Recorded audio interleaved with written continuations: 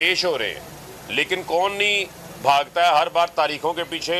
वो नून लीग है, peoples party है। तो मरियम हिम्मत करें, मैं आपको चैलेंज कर रहा हूँ, बिलावल मैं आपको चैलेंज कर रहा हूँ, हिम्मत करें, आए इलेक्शन कमीशन में, अगली हेयरिंग के अंदर अपना रिकॉर्ड लेकर आएँ।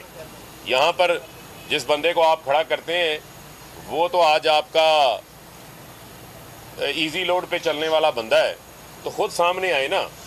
क्योंकि पिछली हेयरिंग पे तो मरियम औरंगजेब भी आ गई थी, उससे पिछली हेयरिंग में एहसन इकबाल भी आ गए थे। अगर मरियम भी सामने आ जाए, अकबर एस बाबर के जो सही आका हैं वो सामने आए, खुल के आए। हमारा मुकाबला उनके साथ है, अकबर एस बाबर की कोई हैसियत नहीं है।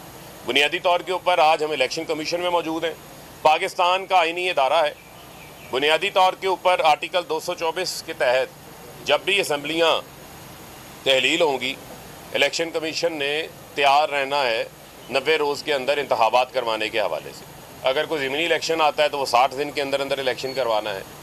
अब आपके इल्म में है कि हालिया दिनों में जब असम्बलियाँ तहलील हुई, मामला सुप्रीम कोर्ट के अंदर गया, उस वक्त एक बयान सामने आया कि अक्टूबर से पहले जो है वो इंतखाबात जो है वो मुमकिन नहीं है। हमने 2017 की जो मरदमशुमारी थी, जो सेंसस था, उसकी बेस के ऊपर 2018 की हल्का बंदियाँ हुई और उसके अंदर हमने एक फुल स्टॉप भी चेंज नहीं किया। उसी को जो इंटरम मरदमशुमारी थी उसी को CCI ने जो है वो अप्रूव किया। फिर एक सूबे का एतराज़ था, वो असम्बली के जॉइंट सेशन में गया, वहाँ से भी क्लियर हो गया। अब अगर हल्का बंदियाँ करनी दरकार है जो कि फाटा की वजह से, तो वो इतना बड़ा को प्रोसेस नहीं है, कोई नंबर्स चेंज होने। वो किसने करनी है, किसकी ज़िम्मेदारी है, किसकी आईनी ज़िम्मेदारी है? वो इलेक्शन कमीशन की ज़िम्मेदारी है।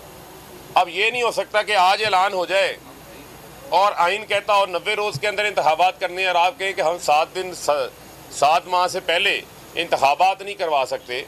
तो उस वक्त फिर बहुत सारे पाकिस्तान की आवाम के जहनों के अंदर सवालात जो हैं वो उठते हैं। और मैं समझता हूँ कि पाकिस्तान का हर आईनी इदारा अपनी ज़िम्मेदारी पूरी करने के लिए उसको हर वक्त हमातन तैयार रहना चाहिए। अगर कोई दुश्मन मुल्क हमला करता है, हमारी अफवाज पाकिस्तान जो हमारा फ़ख्र है वो हर वक्त उस हमले का मुंह तोड़ जवाब देने के लिए तैयार रहते हैं। वो ये तो नहीं सोचेंगे कि हमारी तैयारी नहीं है, हमारे ऊपर को हमला कर गया। इसी तरीके से इसी तरह ज़िम्मेदारी है, ये बुनियादी ज़िम्मेदारी है।